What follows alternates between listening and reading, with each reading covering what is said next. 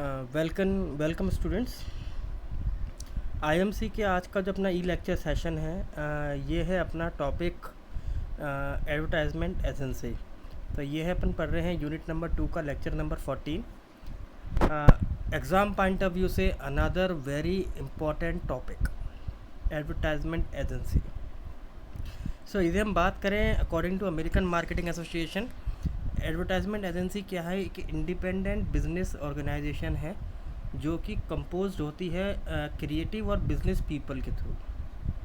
तो आपने इसमें वर्ड देखे, एक इंडिपेंडेंट ऑर्गेनाइजेशन, यानी कि एक ऐसी ऑर्गेनाइजेशन जो जिसका किसी और ऑर्गेनाइजेशन से कोई रिलेशन नहीं है। दूसरा, इसके अंदर दो लोग दिखे, पहला क्रिएटिव पर्सन्स और दूसरा business minded persons. Creative person वो होते हैं जो दूसरी कंपनीज के लिए क्रिएटिव माइंड यूज़ कर रहे हैं, और बिजनेस माइंडेड वो हैं जो अपने बिजनेस के लिए अपने आइडियाज़ को, अपनी कंपनी को सेल आउट कर रहे हैं। तो ये दोनों लोग मिलके एक कंपनी, लोग मिलके कंपनी बना रहे हैं। तो ये ज़बरदस्ती की एक शर्त नहीं हो रही कि इसमें दो लोग होने चाहिए, एक पर्सन भी क्रिएटिव और एक बिजनेस माइंडेड पर्सन हो सकता है। तो ये तो एजेंसी आप चाहें तो इंडिविजुअल स्टार्ट कर सकते हैं। यदि आपके पास क्रिएटिव माइंड है तो आप अपना क्रिएटिव माइंड यूज़ करके अपना बिज़नेस इस्टेब्लिश कर सकते हैं, पर उसके लिए ज़रूरी है कि आपके अंदर बिज़नेस के सभी पोटेंशियल पॉइंट्स होने चाहिए। और यदि आपके अंदर बिज़नेस के पॉइंट्स हैं तो आपके अंदर क्रिएटिविटी पॉइंट्स होने चाहिए। तो आप चाहें तो ये एक बंदा बिज़नेस स्टार्ट कर सकता है, और आप चाहें तो मिलके भी कई लोग मिलके इसको बिज़नेस को स्टार्ट कर सकते हैं। अब इसके अंदर लोग करते क्या हैं? एडवर्टाइजमेंट एजेंसी के अंदर जो लोग हैं, जो कंपनीज़ हैं, जो अपने प्रोडक्ट्स, जो मैन्युफैक्चरिंग इंडस्ट्रीज़ हैं, जो प्रोडक्ट्स बनाती हैं या सर्विसेज ऑफ़र करती हैं, ये इन एजेंसीज़ के पास आते हैं और इनसे बोलते हैं आप हमारे लिए, हमारे प्रोडक्ट्स के लिए एडवर्टाइजमेंट्स को क्रिएट करिए। क्योंकि ये यहाँ पे क्रिएटिव लोग हैं तो वो उस क्रिएटिविटी के तौर पे अब उन कंपनीज़ के एडवर्टाइजमेंट्स को क्रिएट करते हैं।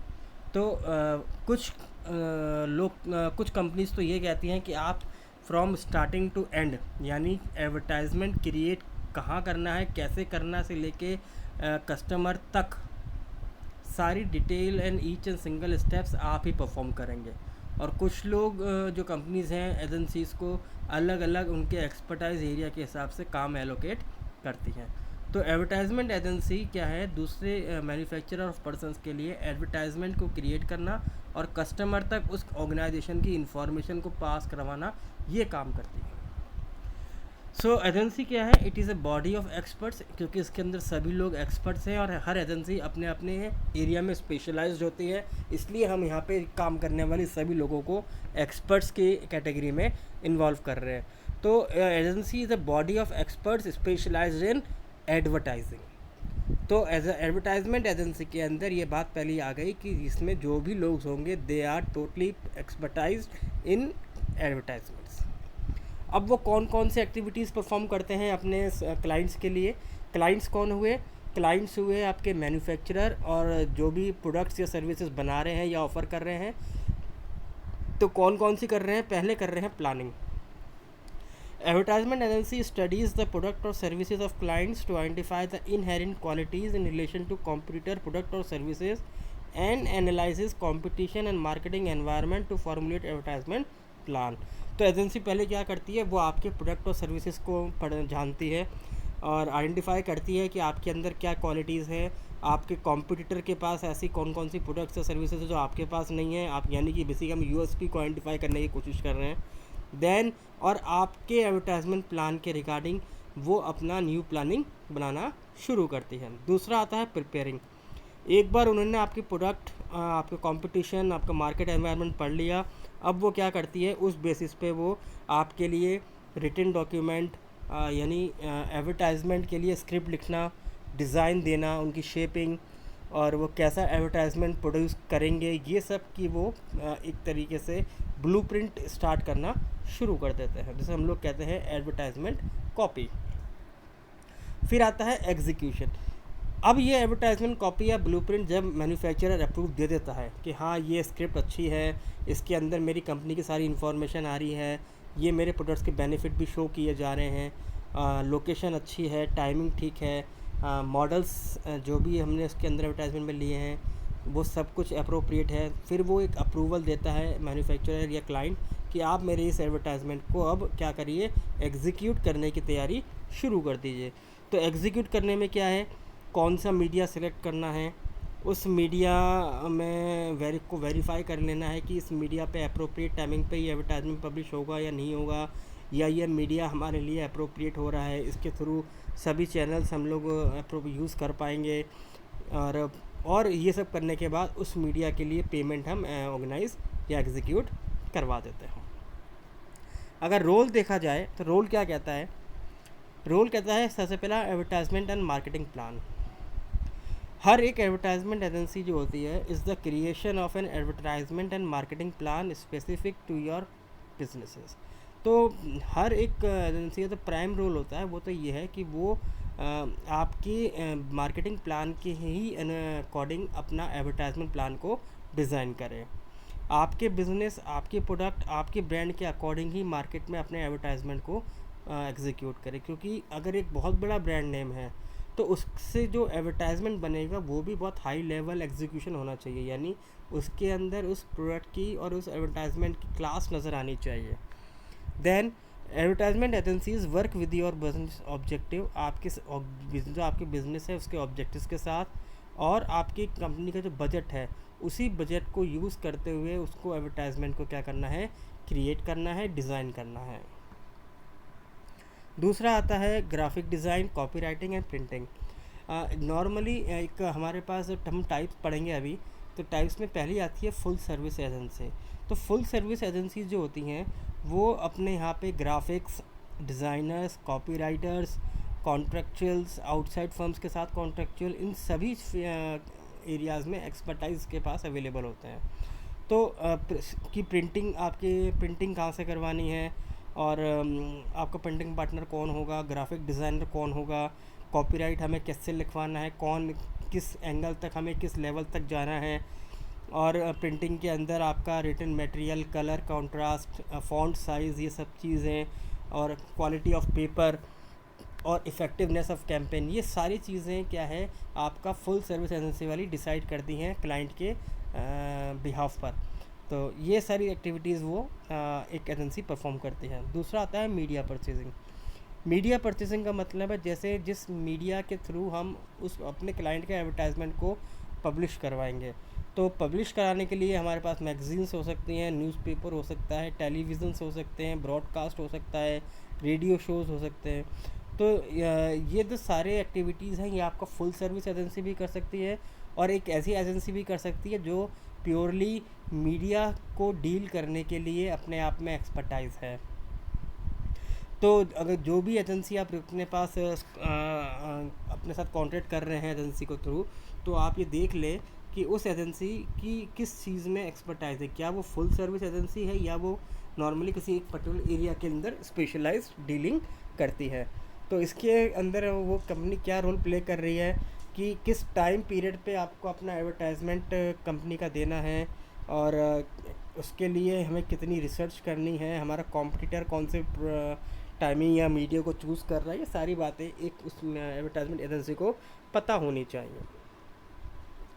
फिर आता है आपका वेब मार्केटिंग।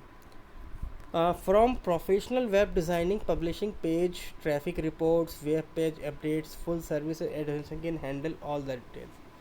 तो जैसे हमने देखा कि जो आपका फुल सर्विस वाला है वो आपकी वेब डिज़ाइनिंग में भी आपकी हेल्प करता है, यहाँ तक कि आपका पेज, आपका ट्रैफिक रिपोर्ट, आपके वेब पेज के अपडेशन, कितनी बार आपके क्लाइंट्स ने आपको CPR दी यानी क्लिक पर रेटिंग आपको मिली, आपका जो सर्च इंजन में आपकी क्या रेटिंग आ रही है, कब आपका एडवर्टाइजमेंट को दिखना चाहिए, कब नहीं दिखना चाहिए, इन सब चीज़ों के रिगार्डिंग वो आपकी डिटेल इन्फॉर्मेशन और रिसर्च इस बात पे करता है। और इसके अलावा होममेड जो है क्वालिटी ऑफ बिजनेस इमेजेस, यहाँ तक कि websites, design signature sites, locations, ये सारी चीज़ें एक वेब मार्केटिंग भी एक एजेंसी जो है रोल प्ले करती है, यानी कि वेबसाइट बनाने में भी आपकी एक एजेंसी रोल प्ले कर सकती है। फिर आता है आपका tracking result. Tracking and tuning advertisement is another role of full service agencies. यदि मान लीजिए if an ad is not meeting business objective, यदि आपके एडवर्टाइजमेंट जो आपने बनाया उससे आपके ऑब्जेक्टिव सॉल्व नहीं हो रहे, तो एजेंसी ही उसकी इन्वेस्टिगेशन भी करती है कि क्या कारण है जिसकी वजह से हमें प्रॉपर फीडबैक नहीं मिला। तो एडवर्टाइजमेंट एजेंसी या एडवर्टाइजमेंट कैंपेन का सक्सेस होने के पीछे आपकी एजेंसी का प्राइमरी गोल भी के तौर पे भी अचीव करने के तौर पे भी एक एजेंसी जो है काम कर सकती है। अब आता है पर टाइप्स ऑफ एडवर्टाइजमेंट एजेंसी। पहला, जैसे हमने बहुत देर से हम डिस्कस कर रहे हैं ऑलरेडी, फुल सर्विस एजेंसी। तो फुल सर्विस ऑफ एजेंसी कौन सी होती है? जो अपने क्लाइंट को full range of marketing communication, उनको प्रमोशन रिलेटेड सर्विसेज, चाहे वो प्लानिंग हो, चाहे प्रिपेयरिंग हो, चाहे एग्जीक्यूशन हो, क्रिएटिंग हो, परफॉर्मिंग रिसर्च करना हो, यहाँ तक कि कौन सा मीडिया हमें सेलेक्ट करना है, ईच एंड इंडिविजुअल एक्टिविटी जो भी एक एजेंसी कर सकती है अपने क्लाइंट के लिए, वो सभी सर्विसेज जो हैं फुल सर्विस एजेंसी अपने क्लाइंट को ऑफ़र करती हैं। इसके अलावा strategies formulation, planning implementation, sales promotion activities, trade shows, public relation meetings, packages, इन सभी एक्टिविटीज़ को भी कई बार फुल सर्विस एजेंसी को अपने क्लाइंट के लिए करते हुए देखा गया है। यदि हम देखें फंक्शन क्या होते हैं, तो फंक्शंस हैं, जैसे आपका फुल सर्विस का सबसे पहला आता है रिसर्च करना। रिसर्च से मतलब है आपके क्लाइंट का क्या प्रोडक्ट है, क्या मार्केट शेयर है, क्या मार्केट एनवायरनमेंट है, क्या उनकी स्वेट एनालिसिस है, क्या उनको कौन सा उनका कॉम्पिटिटर है, कॉम्पिटिटर क्या प्रोडक्ट्स और सर्विस में डील कर रहा है, कौन सा प्रमोशनल टूल यूज़ कर रहा है, कौन सा मीडिया यूज़ कर रहा है, बेसिकली क्या आपकी यूएसपी है, क्या कॉम्पिटिटर की यूएसपी है, आपके कॉम्पिटिटिव एडवांटेज क्या है, उसके कॉम्पिटिटिव एडवांटेज क्या है। तो हर एक सिंगल चीज़ की रिसर्च आपका फुल सर्विस एजेंसी वाला करता है। रिसर्च करने के बाद जो भी उसके पास डेटाज है, उस डेटाज और इन्फॉर्मेशन के बेसिस पे अपने क्लाइंट के लिए प्लानिंग को डिज़ाइन करना भी फुल सर्विस का पार्ट है। इसमें क्रिएटिव सर्विसेज, क्रिएटिव जैसे कुछ न्यू इमेजिनरी आइटम्स या कुछ new thinking, slogans, jingles, locations, यानी एक डिफरेंट एडवर्टाइजमेंट, ताकि आपके कस्टमर के माइंड में आपके क्लाइंट का प्रोडक्ट पोजीशन हो जाए, वो सारी creative services, print services, broadcast services, यहाँ तक कि मीडिया सिलेक्शन, और उन सब चीज़ों को अकाउंट को देखना, ताकि क्लाइंट जब आपसे पूरे एक एडवर्टाइजमेंट की रिपोर्ट माने तो आपके पास हर एक चीज़ के रिसीप्ट और उसके एक्सपेंसेस और उसमें कॉस्ट, वो सब आपके पास होना चाहिए। तो अब ये होता है कि हम फुल सर्विस को क्यों चूज़ करते हैं? भाई कंपनी में इतने सारे लोग होते हैं, तो क्या वो लोग नहीं कर सकते? देखिए बहुत बेसिक सिंपल रीज़न्स हैं। पहला रीज़न तो आता है कि सेल्स ओरिएंटेड क्रिएटिव वर्क। अगर आप चाहते हैं कि आपकी कंपनी सेल्स तो कर रहे, अपने प्रोडक्ट्स को बेचे, बट क्रिएटिविटी आपकी कंपनी में हर आदमी के पर्सन के पास नहीं हो सकते, क्योंकि फुल सर्विस वाले जो होते हैं एजेंसी वाले, they are the creative persons, they have a team of creative persons. तो वो आपकी सेल्स को क्रिएटिविटी के थ्रू जो है वो बढ़ा सकते हैं। दूसरा, जो फुल सर्विस वाली एजेंसी है वो आपकी सेल्स के रिगार्डिंग और एक रेस्पॉन्सिबिलिटीज़ को वो टेक करते हैं, अपने ऊपर जिम्मेदारी लेते हैं कि हम आपकी प्रोडक्ट और आपकी मार्केटिंग और एडवर्टाइजमेंट को आपके ऑब्जेक्टिव के साथ इम्प्लीमेंट करेंगे। तो एक हमें सेंट्रलाइज जगह मिल जाती है कि किसकी रेस्पॉन्सिबिलिटी है मार्केट में सेल्स को बढ़ाना और मार्केट कैंपेन को इम्प्लीमेंट करना। Then coordination and administration.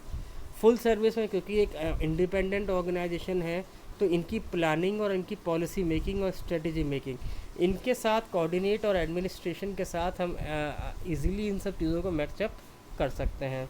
दूसरा, full service agency have a professional stand, क्योंकि because all the persons are professionally expert in their field and areas, तो वो भी हमारे लिए आसान है।